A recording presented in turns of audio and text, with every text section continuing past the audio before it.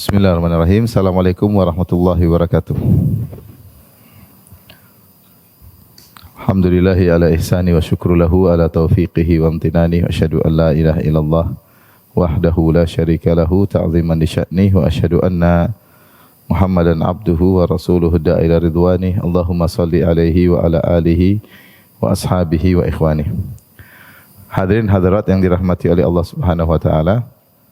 Kita lanjutkan bahasan kita dari pembacaan hadis-hadis dalam kitab Sahih Al-Bukhari, dalam kitab Ar-Riqaq, dan kita masih pada bab ke-17, bab kaifa kana aisyun Nabi sallallahu alaihi wasallam wa ashabihi wa takhallihim anid dunya. Bab tentang bagaimanakah kehidupan Nabi sallallahu alaihi wasallam dan para sahabatnya dan bagaimana sikap mereka yang meninggalkan dunia. Kita pada pertemuan lalu telah menyampaikan dua hadis. Kemudian kita lanjutkan pada hadis yang ketiga. Al-Imam Al-Bukhari berkata rahimahullahu taala, qala haddatsani Utsman, qala haddatsana Jarir an Mansur an Ibrahim anil Aswad an Aisyah radhiyallahu taala anha qalat. Dari Aisyah radhiyallahu taala anha qalat, ia berkata, ma syabi'a alu Muhammadin sallallahu alaihi wasallam mundu qadimal madinata min ta'ami burrin thalatha layalin tiba'an hatta qubid. Bahwasanya keluarga Nabi Muhammad sallallahu alaihi wasallam tidak pernah kenyang semenjak datang ke kota Madinah, tidak pernah kenyang dari makanan gandum selama 3 hari berturut-turut sampai Rasulullah SAW meninggal dunia. Sampai Rasulullah SAW meninggal dunia. Saya ulangi, kata Aisyah radhiyallahu ta'ala anha, tidak pernah keluarga Muhammad sallallahu alaihi wasallam semenjak datang ke kota Madinah tidak pernah kenyang dari makan gandum, yaitu roti dan sejenisnya. Tidak pernah kenyang 3 hari berturut-turut sampai Rasulullah SAW wafat.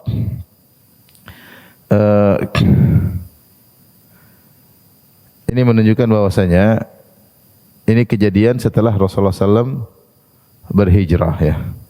Sebelum Rasulullah SAW berhijrah, mungkin mereka sering kenyang dari gandum karena kita tahu Abu Bakar adalah orang kaya di kota Mekah, kemudian juga Nabi SAW juga punya istri yang kaya raya, Khadijah. Jadi ketika di Mekah mungkin mereka pernah kenyang berhari-hari dengan memakan roti gandum. Tetapi ketika ke Madinah, mereka mungkin pernah kenyang dari makan roti gandum, tapi tidak pernah 3 hari berturut-turut. Mungkin karena pernah kenyang sehari, pernah kenyang 2 hari. Ya, 3 hari berturut tidak pernah kenyang makan gandum. Makan gandum tapi tidak sampai kenyang. Dan ini terjadi sampai Rasulullah SAW wafat. Kalau mungkin kenyang 3 hari, mungkin 2 hari kenyang karena dengan makan roti gandum, mungkin seharinya kenyang karena makan korma. Dan ini menunjukkan bahwasanya bagaimana kehidupan Nabi dan bahkan keluarganya, istri-istrinya yang sederhana. Kita tahu bahwasanya di zaman tersebut, di zaman hidupnya Nabi sallallahu alaihi wasallam, makanan yang paling lezat adalah roti gandum. Ya, kalau ada roti gandum dengan korma, tentu mereka memilih roti yang terbuat dari gandum. Namun selama 10 tahun tinggal di kota Madinah, karena Rasulullah SAW berhijrah pada tahun ke-13, ya, kemudian Rasulullah SAW wafat pada tahun 11 Hijriyah. Jadi sekitar 10 tahun Rasulullah SAW tinggal di kota Madinah, istri-istrinya tidak pernah kenyang makan roti gandum 3 hari berturut-turut. Dalam riwayat yang lain disebutkan, wa ma rufi'a an ma'idatihi kisratu khubzin fadlan hatta qubid. Padahal Rasulullah SAW ketika makan sampai piring atau hidangan habis, sehingga dikatakan dalam hadis tidak pernah tersisa dari piring Nabi SAW potongan roti yang berlebihan, tidak pernah sampai Rasulullah SAW meninggal dunia. Jadi Rasulullah SAW kalau makan pasti habis. Namun meskipun habis, beliau tidak pernah kenyang roti selama 3 hari berturut-turut.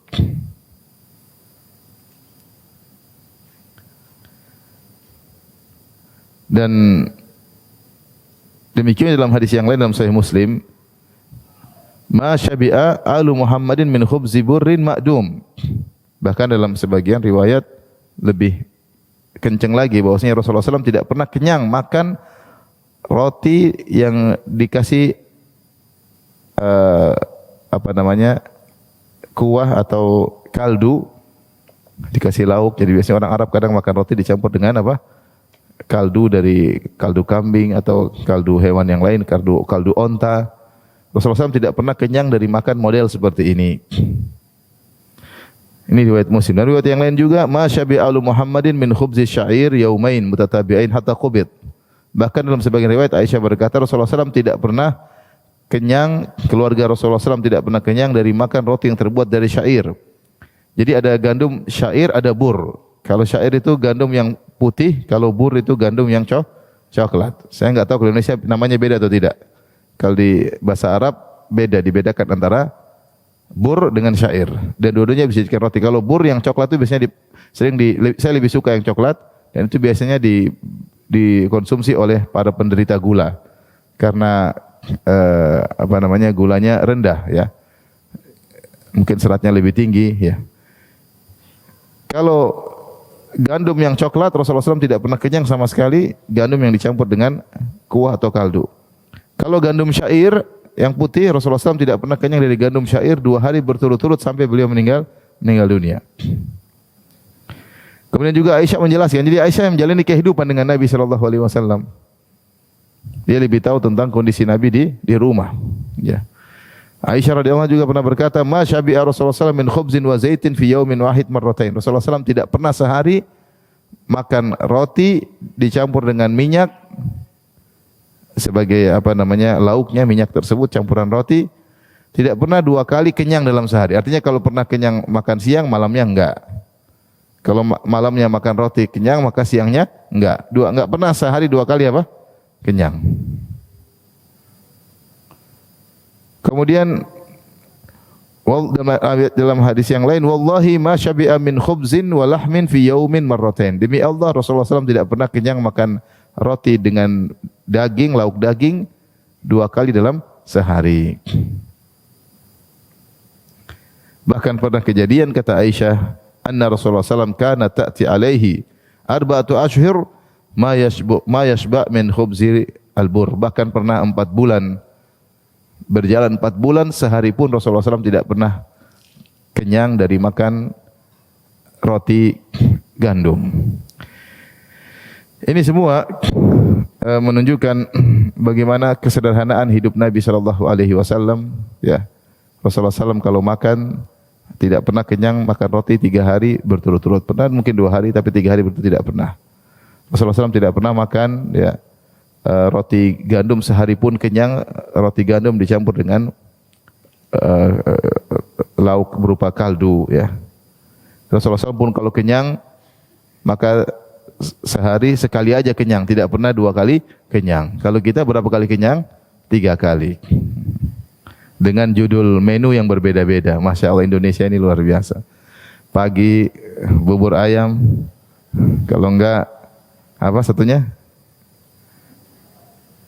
Sayur lontong, masih lontong sayur, Masya Allah, luar biasa. Siang entah apa, malam entah apa. Makanya kita cinta Indonesia. Di luar negeri nggak bisa kayak gitu. Jadi kita ini 3 kali kenyang, 3 kali dalam sehari. Rasulullah SAW kalaupun beliau kenyang, makannya pun sangat sederhana.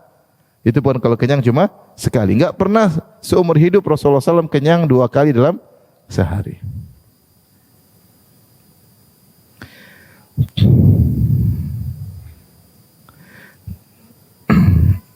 Dalam hadis yang lain, ayat riwayat yang sama.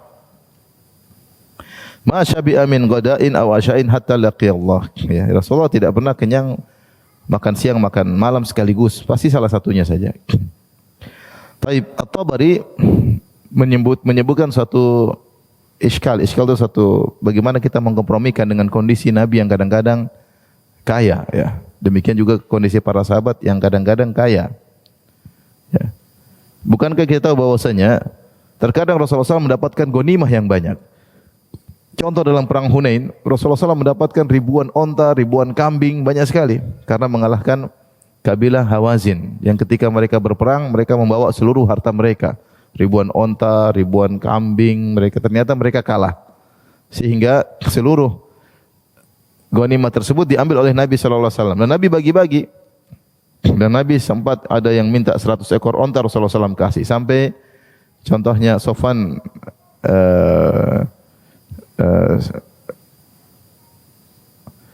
dikasih oleh Nabi SAW sampai 300 ekor onta, ya. Sampai dikasih 300 ekor onta. Ada orang Arab Badui yang kemudian minta selembah kambing, Rasulullah SAW kasih. Dalam Sahih Muslim, dia minta kepada Nabi ghanam bainal jabalain, yaitu dia minta kepada Nabi kambing di antara dua gunung, yaitu satu lembah kambing. Ini ibarat kambing sangat banyak. Maka Rasulullah SAW kasih. Saking senangnya dia pulang ke kampungnya, dia berkata, ya qaumi aslimu fa inna Muhammadan a'ta ma lam yakhshal faqah. Wahai kaumku, masuklah Islam kalau ingin dapat kambing. Muhammad itu kalau sudah bagi kambing, dia enggak pernah takut miskin. Kalau bagi-bagi enggak pernah takut miskin. Dan Rasulullah SAW terkadang seperti umrah bawa 100 ekor onta. Rasulullah SAW haji bawa 100 ekor onta untuk disembelih. Berarti banyak dong. Terus kenapa Rasulullah SAW tidak pernah kenyang 2 kali dalam sehari? Nah, itu timbul pertanyaan. Karena Rasulullah tidak selalu miskin. Terkadang beliau dalam kondisi apa? Berada. Tapi kenapa beliau tidak pernah kenyang 3 hari berturut-turut? Kalaupun kenyang sehari, itu pun cuma sekali, tidak 2 kali kenyang. Maka jawabannya disebutkan oleh At-Tabari, ya. Demikian juga para sahabat, Abu Bakar kaya, bersedekah dengan seluruh hartanya, Umar dengan setengah hartanya, Utsman ketika radhiyallahu anhu ketika perang Tabuk menyumbangkan 1000 ekor onta. Maksudnya para sahabat juga punya uang. Kita aja 1 ekor onta enggak punya. Punya enggak? Enggak punya. 1 ekor ayam ya tinggal beli kalau 1 ekor ayam. Kalau 1 ekor onta kita enggak punya. Utsman ketika perang Tabuk nyumbang berapa? 1000 ekor onta. Tapi kenapa mereka hidup seperti itu? Maka dijawab oleh At-Tabari rahimahullahu taala,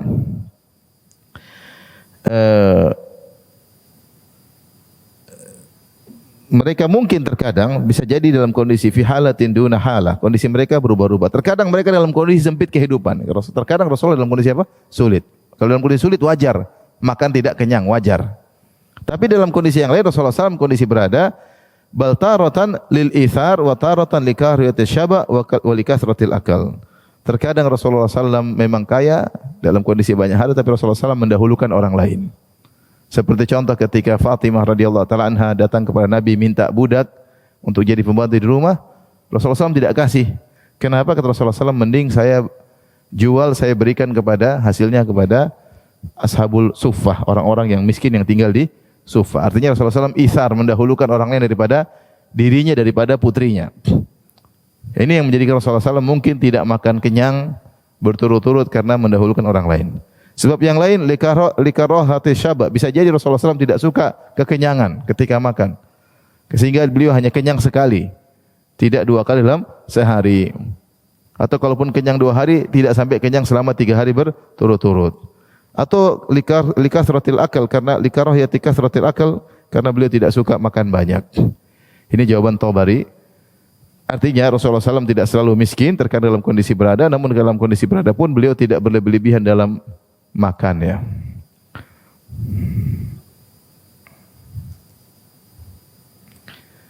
Bahkan korma yang merupakan makanan yang paling murah ketika itu, ya. Artinya saya katakan kalau ada korma, ada roti, para sahabat pilih apa? Pilih roti, lebih enak. Korma enggak ada rasanya. Sampai sekarang aja kalau ada korma, ada roti, lebih enak makan apa? Roti. Campur daging enak. Kalau korma campur daging agak bagaimana begitu. Kalau kita buka puasa di Madinah pun korma kita campur roti. Kan ya? Enak. Korma kita anggap selai, rotinya jadi roti, ya.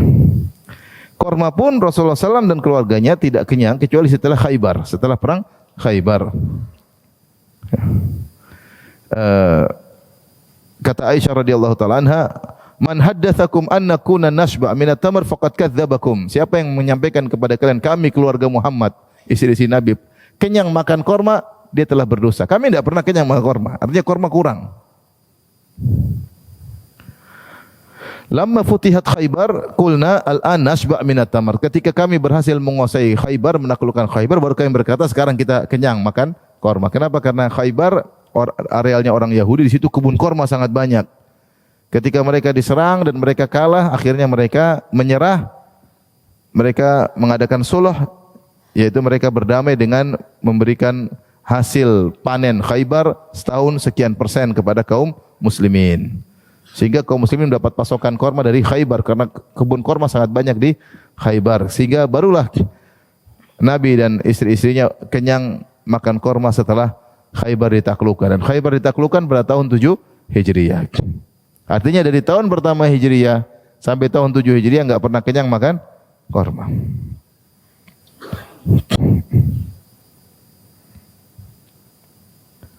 Baik.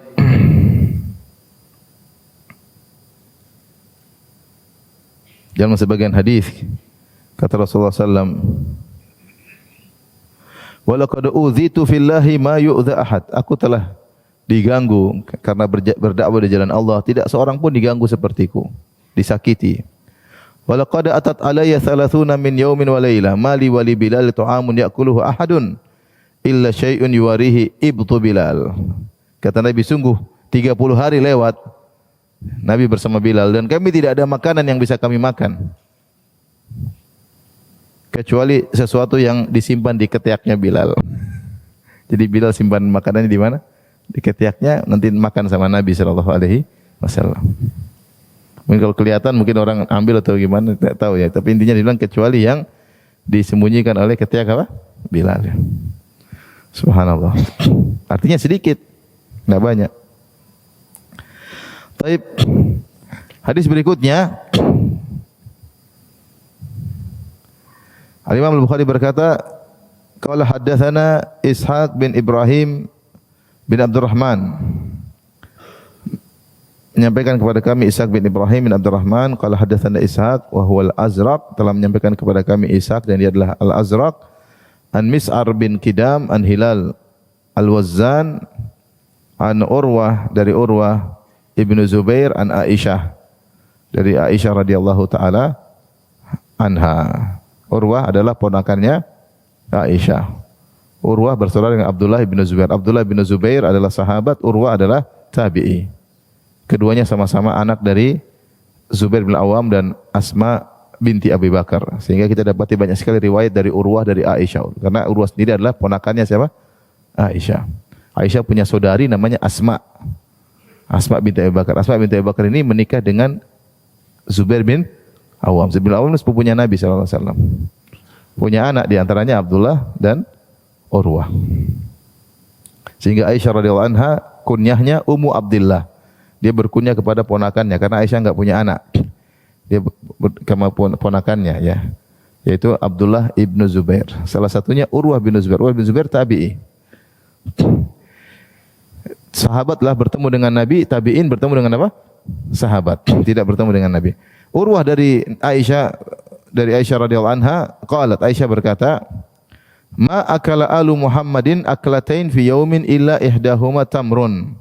Tidaklah pernah keluarga Muhammad memakan 2 kali dalam sehari kecuali salah satunya korma.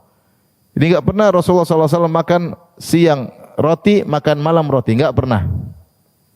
Roti makanan mewah. Pasti salah satunya apa? Korma. Entah siang makan korma, sore malam makan roti, atau siang makan roti, malam makan apa? Korma. Itu pun kalau makan 2 kali. Kalau makan sekali Rasulullah SAW berpuasa, ya. Betapa sering Rasulullah SAW di pagi hari tanya sama istrinya, ada makanan enggak?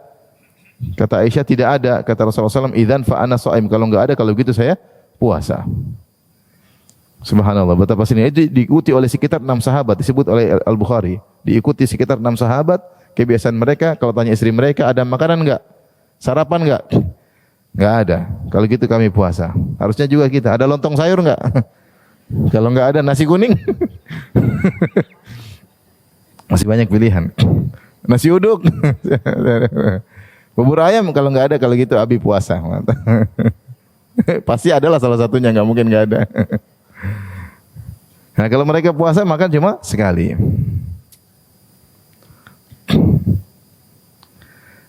Jadi Rasulullah SAW tidak pernah kenyang 2 kali kecuali salah satunya makan korma.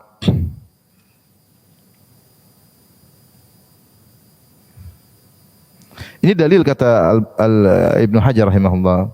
Fi isyaratun ila annahum rubbama lam yajidu fil yaum illa aklah wahidah.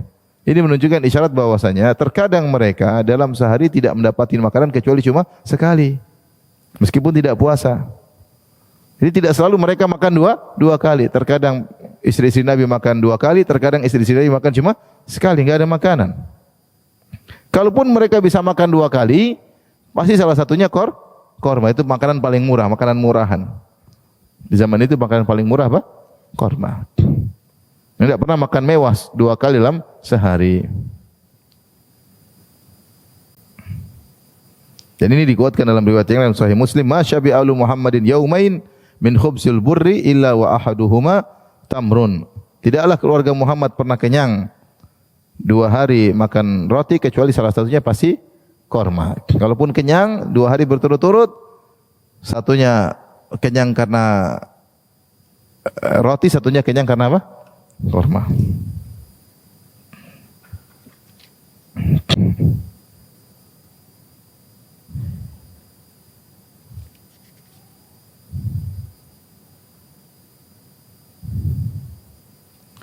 Hadis berikutnya.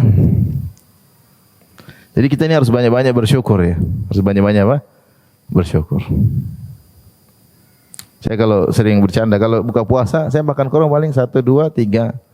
Kemudian saya makan gorengan. Kadang saya canda, korma sunnah ini wajib. Gorengan wajib. Karena kalau nggak makan gorengan gimana gitu. Karena ya korma bukan buat mengenyangkan. Kita makan korma untuk apa? Untuk sah saja buka puasa, untuk afdal. Mana mau kenyang korma nggak enak? Enak makan apa? Gorengan, roti. Kalau para sahabat mereka kenyang makan apa? Makan korma. Saya kemarin buka puasa di kota Madinah, alhamdulillah diundang salah seorang guru, syekh. Saya makan maghrib, makan korma sederhana, roti. Habis itu dia bilang, Firanda nanti pada maghrib makan lagi. Saya bilang enggak Syekh, saya makan di belakang, ada makanan Indonesia. Saya bilang. Kata Syekh silakan. Di belakang ada gorengan.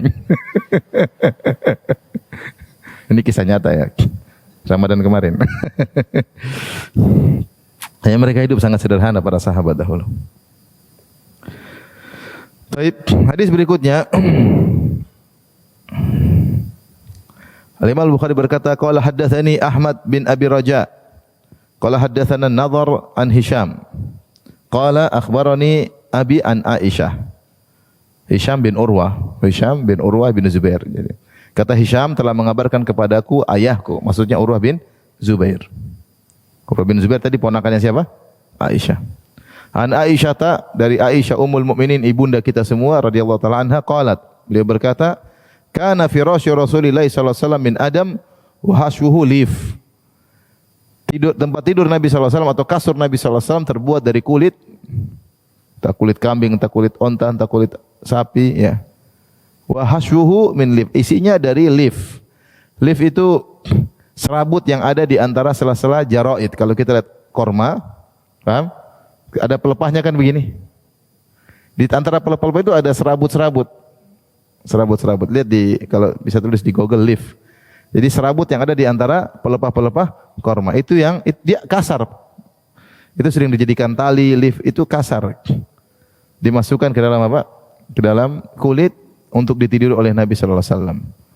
Oleh karenanya betapa sering kasur tersebut yang tipis yang isinya leaf tadi memberi bekas di lambung Nabi sallallahu alaihi wasallam. Ini tempat tidur Nabi sallallahu alaihi wasallam. Oleh karena Syekh Utsaimin rahimahullah dalam syarah Sahih Al-Bukhari ketika ditanya, lewat di sini ditanya tentang orang yang beli kasur mahal-mahal, maka beliau berkata ini israf, berlebih-lebihan. Enggak boleh, haram. Beli tempat tidur sampai mewah-mewah banget. Sampai beliau sebutkan nominal, saya sudah sebutkan pertemuan lalu, sekian, lebih dari ini haram katanya. Karena bukankah ada yang bertanya, ya Syekh, bukankah dalam hadis Innallaha idza an'ama 'ala 'abdin yuhibbu an yura atharu ni'matihi alaih. Jika Allah memberikan nikmat kepada seorang hamba, Allah suka nampak nikmat tersebut, tidak disembunyikan. Kata Syekh Utsaimin kemudian menjawab, benar. Allah senang kalau kita dapat rezeki, kita tunjukkan, jangan kita pura-pura miskin, pura-pura susah. Tapi Allah yang mengatakan, kulu washrabu wa la tusrifu. Makan dan minumlah, jangan berlebih-lebihan. Nabi yang bersabda, kul washrab wa tasaddaq min ghairi sarafin wala mikhyalah. Makanlah dan minumlah dan belilah, tapi tidak boleh berlebih-lebihan dan tidak boleh sombong. Dan kita terlalu sering berlebih-lebihan ya. Ya. Dan semua nikmat akan ditanya oleh Allah Subhanahu wa taala. Jadi inilah tempat tidur Nabi sallallahu alaihi wasallam yang sangat-sangat sederhana, yang isinya adalah lift serabut dari yang ada di antara pelepah-pelepah korma.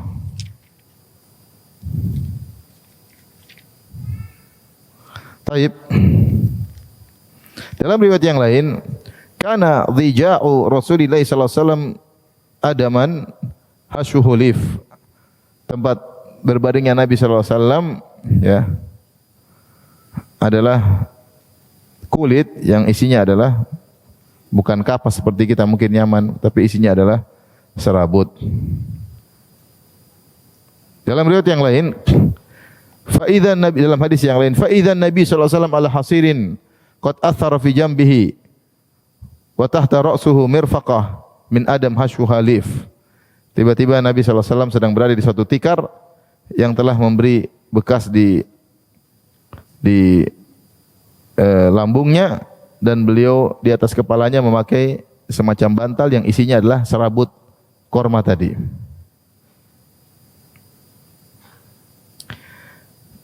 Kemudian dalam riwayat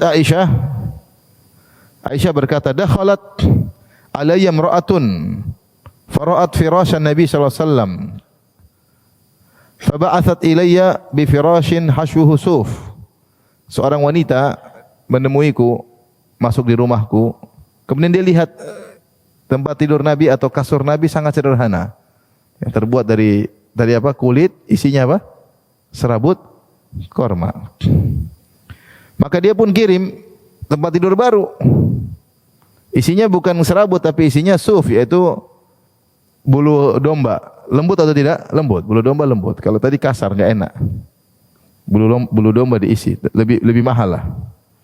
Fadakhala an-Nabi sallallahu alaihi wasallam fara'ahu. Kemudian Nabi pulang ke rumah, Nabi sallallahu alaihi wasallam melihat ada kasur baru, lembut. Kata Rasulullah sallallahu alaihi wasallam, "Ruddihi ya Aisyah." Kembalikan ya Aisyah, saya enggak mau.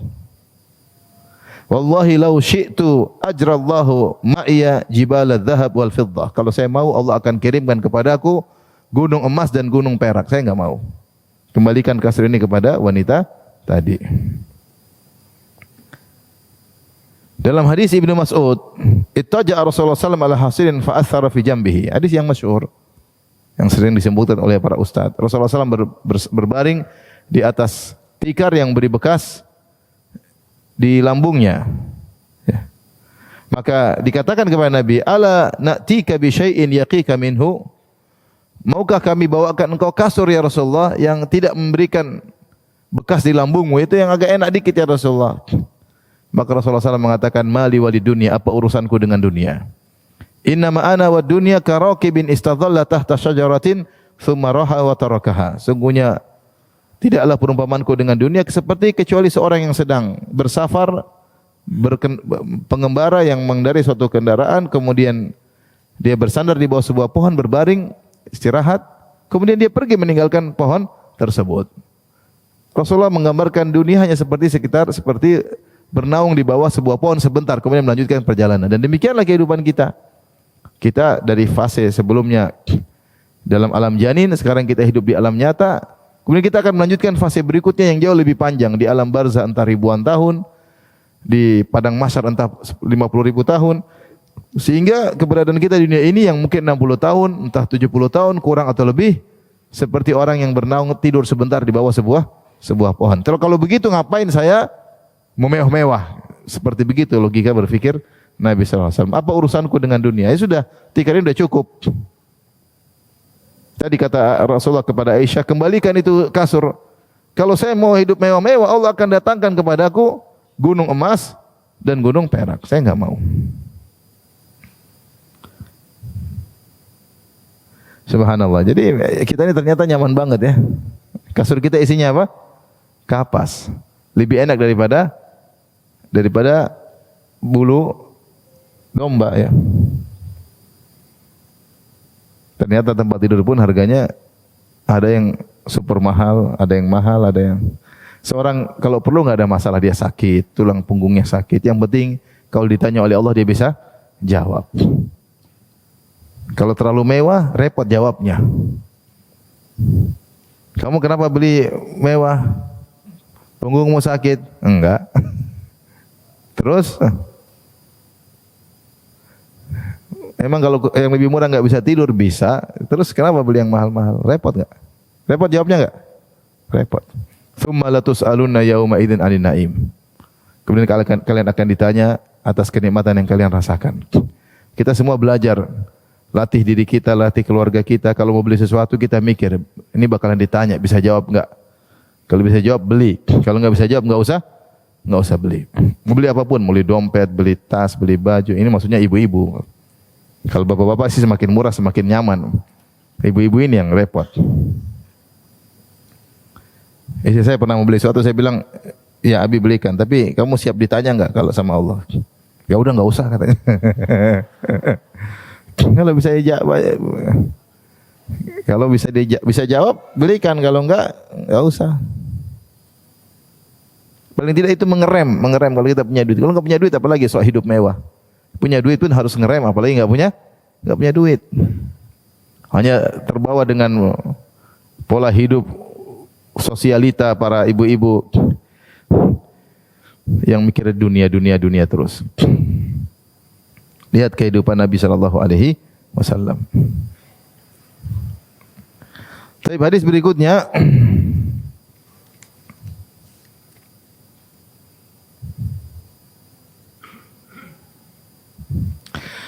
Al-Imam Al-Bukhari rahimahullah berkata, qala haddatsana Hudbah bin Khalid, qala haddatsana Hammam bin Yahya, qala haddatsana Qatadah, qala kunna na'ti Anas bin Malikin wa khabbazuhu qa'im. Kami mendatangi rumah Anas bin Malik radhiyallahu anhu dan tukang panggang roti sedang berdiri, yaitu sedang manggang roti. Di tanur, roti ditaruh. Kalau di sini kita jarang lihat, tapi kalau di Saudi kita sering lihat orang bakar panggang apa? Roti. Masukin roti di restoran Turki atau Afghanistan yang mereka nempel apa? Roti di tanur, roti dipanggang, kita lihat langsung. Jadi mereka datang ke rumah Anas bin Malik, di rumah Anas ada pemanggangan roti dan ada tukang panggang roti yang sedang berdiri. Wa qala, kemudian Anas berkata, "Kulu, silakan makan." Dijamu mereka.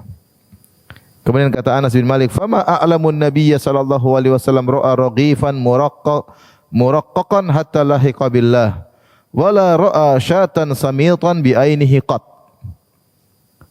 Aku tidak pernah mengetahui Nabi sallallahu alaihi wasallam pernah melihat roti seperti ini. Roti yang halus, yang lembut. Sampai Rasulullah SAW meninggal dunia tidak pernah melihat roti seperti ini. Dan Rasulullah SAW tidak pernah melihat dengan matanya syatan samitan bi ainihi. Itu syatan samit itu dijelaskan oleh Ibnu Hajar, oleh para syurahul hadis. Maksudnya kambing yang direndam di air panas, kemudian dilepaskan apa?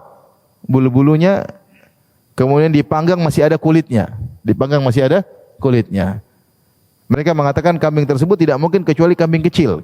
Maksudnya baru masih balibul atau batibul apa? Bawah 5 tahun, batibul bawah 5 tahun. Batibul bawah 3 bulan. Kalau 5 bulan? Ini buat 6 bulan apa?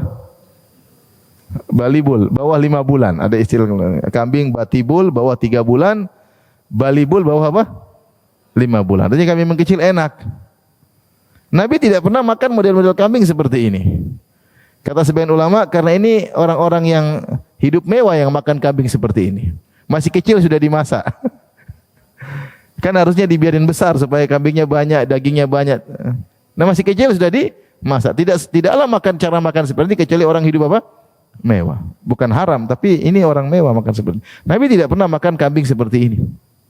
Batibul, balibul enggak pernah. Kita kalau ke Tegal cari batibul, kalau balibul. Semakin kecil semakin apa? Enak. Dan lebih dahsyat Rasulullah SAW tidak pernah melihat roti yang halus, tidak pernah. Kita sekarang makan roti semuanya halus. Giling pakai alat, halus, roti gandum baik bur maupun syair. Enak dimakan, lembut. Yang roti yang dimakan oleh Nabi kasar zaman dahulu. Mungkin penggilingan gandumnya enggak bagus, enggak sempurna, pembakarannya enggak sempurna. Jadi memang roti-roti kasar-kasar. Sehingga Anas mengatakan kalian makan, Nabi tidak pernah melihat roti seperti ini. Kalian makan kambing, Rasulullah tidak pernah makan kambing seperti itu. Ini menunjukkan kesederhanaan hidup Nabi sallallahu alaihi wasallam. Tapi hadis berikutnya Al-Imam Al-Bukhari berkata qala haddatsana Muhammad ibn al-Mutsanna qala haddatsana Yahya qala haddatsana Hisham qala akhbarani abi yaitu Urwah bin Zubair an Aisyah radhiyallahu taala anha dari Ummul Mukminin ibunda kita Aisyah radhiyallahu anha qalat beliau berkata kana ya'ti alaina syahru ma nuqidu fihi naran. Terkadang satu bulan datang melewati kami dan kami tidak pernah menyalakan kompor sama sekali, enggak ada api nyala di rumah. Artinya sebulan penuh enggak pernah masak. Enggak pernah masak. Kalau enggak pernah masak berarti enggak pernah bakar roti. Enggak pernah manggang apa? Roti. Kalau enggak ada api yang nyala berarti enggak pernah masak kambing, enggak pernah masak onta, roti pun tidak ada. Karena enggak ada api yang nyala. Innama huwa tamru wal ma. Yang kami makan hanyalah korma dan apa? Air putih sebulan penuh. Illa an nu'ta bil luhaim, kecuali ada yang menghadiahkan kepada kami kambing apa? Daging yang sedikit. Baru kami makan apa? Daging. Tapi di rumah enggak masak selama sebulan. Dalam hadis yang lain berikutnya, Al-Imam Bukhari berkata, qala haddatsana Abdul Aziz bin Abdullah Al-Uwaisiyu qala haddatsani Ibnu Abi Hazim an abihi an Yazid ibn Ruman an Urwah ibn Zubair an Aisyah radhiyallahu ta'ala anha Aisyah bintu Abi Bakar annaha qalat li Urwah ibni ukhti. Dia berkata kepada Urwah putra saudariku, in kunna lananzur ilal hilal salasata ahila. Sungguh kami melihat hilal muncul. Kami lihat. Kemudian hilal muncul lagi, kami lihat lagi. Hilal muncul lagi, 3 kali hilal kami lihat fi syahrain. Selama 2 bulan. Jadi hilal masuk bulan pertama, hilal masuk bulan kedua, kemudian hilal masuk bulan ketiga. Itu maksudnya 2 bulan. 2 bulan karena bulan kedua diakhiri dengan hilal apa? Berikutnya. Jadi Aisyah berkata, kami melihat hilal 3 kali, maksudnya 2 bulan berturut-turut. Wa ma uqidat fi abyati Rasulullah sallallahu alaihi wasallam nar. Dan tidak dinyalakan api sama sekali di rumah istri-istri Nabi sallallahu alaihi wasallam. Istri beliau 9. Semua ke-9-9-nya enggak ada api yang dinyalakan. Luar biasa. Fakultu, kata Urwah, makana yu'ishukum, apa makanan kalian yang kalian makan? Qalat al-aswadan, kata Aisyah radhiyallahu ta'ala anha, al-aswadan, 2 yang hitam. Maksudnya korma, at-tamru wal ma, korma dan air. Ini metode bahasa Arab. Sawat, hitam maksudnya korma. Korma disebut dengan sawat. Air, bening. Tapi ketika duanya digabungkan, ada namanya membabi taglib, mendominasi, maka namanya ada pendominasian. Disebut al-aswadain. 2 perkara yang hitam, maksudnya korma dan air. Seperti matahari dalam bahasa Arab namanya asyams. Rembulan namanya apa? Al-qamar. Tapi kalau disebut matahari dan rembulan dalam bahasa Arab al-qamarani. 2 rembulan maksudnya taglib, maksudnya al-qamarain, maksudnya al-qamar wa syams. Seperti ayah namanya al-ab, ibu namanya al-um. Kalau disebut 2 orang tua al-abawani. Ibu terdominasi dengan al-ab. Ini bahasa Arab. Demikian juga korma, sawat, hitam, air putih atau bening, tapi ketika digabungkan korma dan air putih disebut al-aswadani. Baik. Apa makanan kalian? At-tamr wal ma', korma dan air putih. Bayangkan. Illa annahu qad kana li Rasulullah sallallahu alaihi wasallam jiranun minal ansar, kana lahum mana'ih. Hanya saja Rasulullah SAW punya tetangga-tetangga dari kaum Ansar. Mereka punya mana'ih. Wa kanu yamnahuna Rasulullah SAW min abiyatihim fayasqinahu. Mereka meminjamkan onta-onta mereka kepada Rasulullah SAW dari rumah-rumah mereka sehingga kami pun bisa memberi susu kepada Nabi sallallahu alaihi wasallam. Mana'ih itu jamak dari manihah, yaitu misalnya dipinjamkan onta untuk diperah apa? Susunya. Tapi ontanya tetap milik orang tersebut. Kadang-kadang Rasulullah SAW dipinjami apa? Onta. Sehingga kami bisa memerah susu untuk Nabi sallallahu alaihi wasallam. Dan ini adalah teguran bagi kita, terutama ibu-ibu ya. Lihat bagaimana orang yang paling mulia di sisi Allah tidak harus punya duit banyak. Kalau memang harta adalah ukuran pemuliaan Allah Subhanahu wa taala, maka harusnya Nabi dan istri-istri Nabi adalah orang yang paling terkaya di dunia. Oleh karenanya Allah berfirman, "Ammal insanu idza mabtalahu fa akramahu wa na'amahu fa yaqulu rabbi akraman." Manusia kalau dikasih harta, maka dia berkata Allah telah memuliakan aku. Wa amma idza mabtalahu faqadira alaihi rizquhu fa yaqulu rabbi ahanan. Tapi kalau rezekinya disempitkan, dia berkata Allah telah menghinakan aku. Kata Allah, kalla, sekali-sekali tidak. Kaya dan miskin bukan berarti orang kaya dimuliakan Allah, bukan berarti orang miskin dihinakan oleh Allah. Semua dua-duanya ujian. Kalau orang yang dicintai Allah harus kaya, maka Nabi yang paling kaya, istri Nabi yang paling kaya. Tapi mereka hidupnya 2 bulan tidak ada api dinyalakan. Kalau ibu-ibu zaman sekarang 2 bulan tidak ada kompor nyala, makan korma sama air putih terus, pasti minta cerai. Lapor ke mahkamah, suami tidak memberi nafkah kepada saya. Jadi kita hidup ini terlalu nyaman, ibu-ibu. Lihat rumah Nabi SAW, Nabi mau sholat, nggak ada space. Aisyah harus lipat kakinya supaya ada tempat sujud. Ibu-ibu rumahnya besar, bisa sholat di sini, bisa sholat di sana, bisa sholat, tapi nggak sholat. Masalah. Sebagian, tidak semua ya. Jadi kita semakin banyak punya harta, semakin banyak, artinya semakin banyak bersyukur.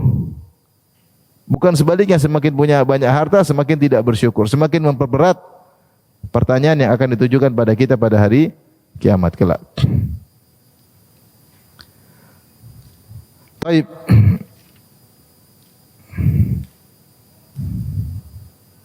Makanya kalau kita pulang ke rumah, alhamdulillah ya. Pulang ke rumah, alhamdulillah. Ada beras, kulkas dibuka, ada ayam, ada ikan, alhamdulillah.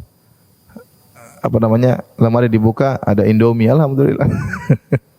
ATM masih ada isinya, alhamdulillah. Terus masih mengeluh, ngapain lagi ngeluh? Tidak tahu bersyukur sama Allah.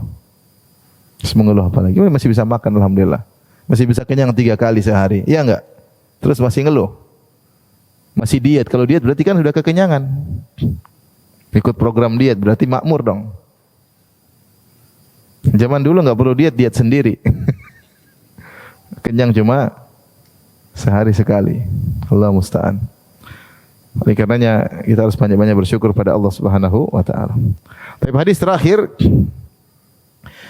karena selanjutnya bab berikutnya, Al-Imam Al-Bukhari berkata, qala haddatsana Abdullah bin Muhammad, qala haddatsana Muhammad bin Fudail an abihi an Umarah an Abi Zur'ata an Abi Hurairah radhiyallahu taala anhu, dari Abu Hurairah radhiyallahu anhu qala Rasulullah sallallahu alaihi wasallam bersabda, beliau berdoa, Allahumma rzuq ala Muhammadin qutan. Ya Allah, anugerahkanlah rezeki kepada keluarga Muhammad qut. Qut itu artinya kecukupan, yang cukup, tidak berlebihan, tidak kekurangan. Itu namanya qut.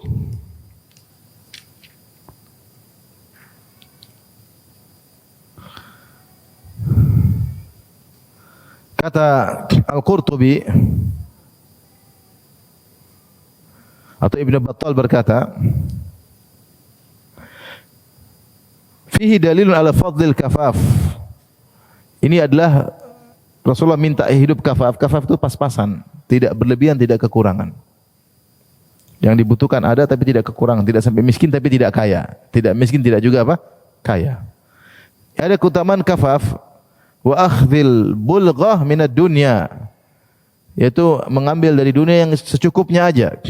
Wa zuhdi fihima, dan zuhud terhadap wa zuhdi fima fauqa dzalik, dan zuhud terhadap yang berlebihan. Raghbatan fi tawaffuri naimil akhirah, dengan berharap nikmat di surga dipenuhi oleh Allah Subhanahu wa taala. Wa itharan lima yabqa ala ma yafna, dan mendahulukan kenikmatan yang akan abadi daripada kenikmatan yang akan sirna, kenikmatan dunia. Fayambaghi an taqtadiya bihi ummatuhu fi dzalik, maka hendaknya umatnya meneladani Nabi dalam hal ini. Demikianlah Nabi SAW. Nabi realistis. Kalau ya kita berdoa yang jangan miskin juga enggak enak miskin, dan juga jangan apa? Berlebihan.